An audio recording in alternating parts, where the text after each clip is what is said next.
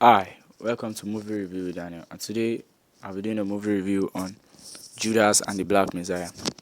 Judas and the Black Messiah is a 2021 American biographical drama film about the betrayal of Fred Hampton, chairman of the Illinois chapter of the Black Panther Party in late 1960s Chicago, at the hand of William O'Neill, an FBI informant.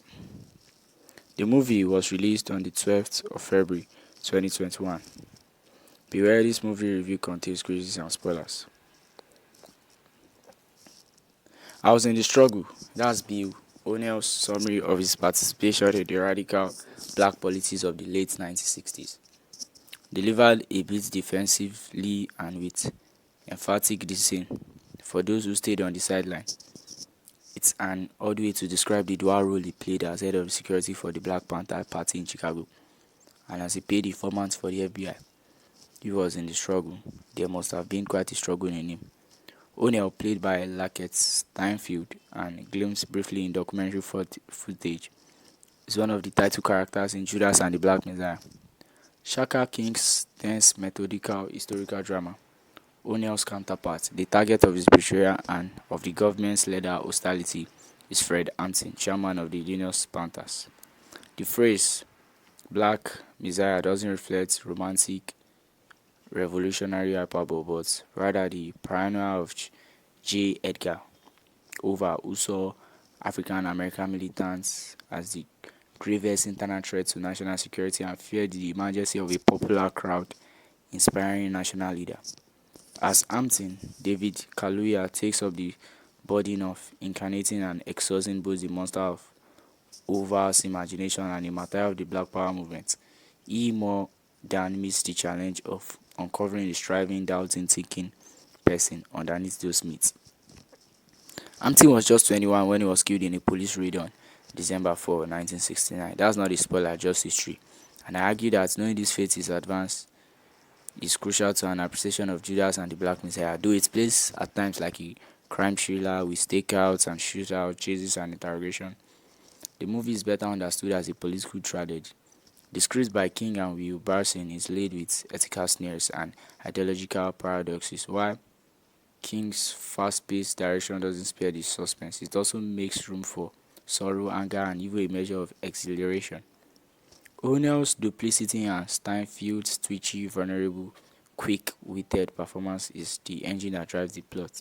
He starts out as a car thief whose method include occasionally impersonating an FBI agent. After his cut, an actual agent, Roy Mitchell, makes O'Neill a classic unrefusable offer. He's instructed to go to meetings, collect information, and get close to the Panther leadership. The rewards include steak dinners, top-shelf liquors, and envelopes full of cash. The penalty for non-cooperation is prison. The Faustian fine print involving the disposition of his soul is implicit, and that soul, a sense of his conscience, his politics, and his inner life, remains just out of reach.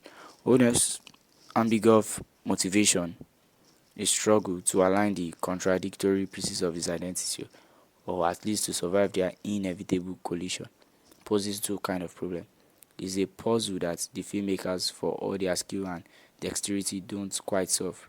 We have thus this behavior rarely tangling with Mitchell, currying Hampton's favor, putting on a brave, belligerent face with other Panthers, but there's something blurry about him, like a figure in the background of an old photograph, which may be true to life and may also be that the filmmaker intentionally kept O'Neill at arm's length.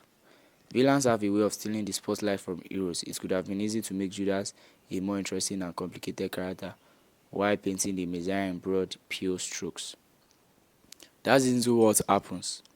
If O'Neill's territory provides the momentum, Hampton's charisma is the blast. But Kaluuya presents him as something more than a simple saint or hero.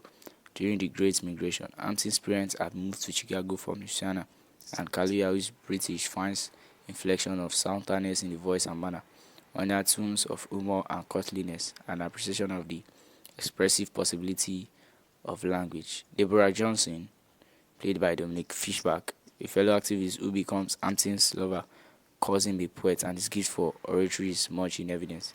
It is all too easy, though, to treat history as a series of speeches. The movie loved nothing so much as a great man in front of a crowd. This movie commendably has a deeper understanding of politics and a more sophisticated argument for Hampton's importance.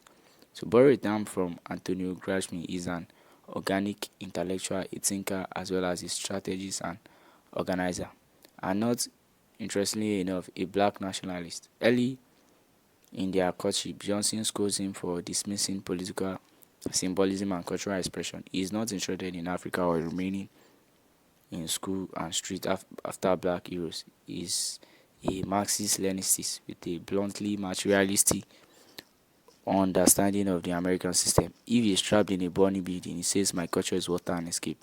He tries to forge alliances with people who might share that culture, seeking out the leaders of black and Puerto Rican street gangs and a group of poor whites who meet in front of the Confederate flag. At the same time, tensions between the Panthers and the Chicago police flare into violence, with fatalities on both sides. The FBI's counterintelligence program saw suspicions within the Panthers, and some of Hamilton's friends urged him to flee to Cuba or Drilla. O'Neill discovers he isn't the only informer in the group, and that the Bureau and the movement are increasing their demand on his time and commitment. Judas and the Black Messiah represent a disciplined, impassioned effort to bring clarity to a volatile movement, to dispense with the sentimentality and revisionism that too often cloud movies about the 60s and about the politics of race. It's fascinating in its own right, and even more so when looked at alongside other recent movies. Thanks for watching today's review. For more interesting videos, please don't forget to like and subscribe.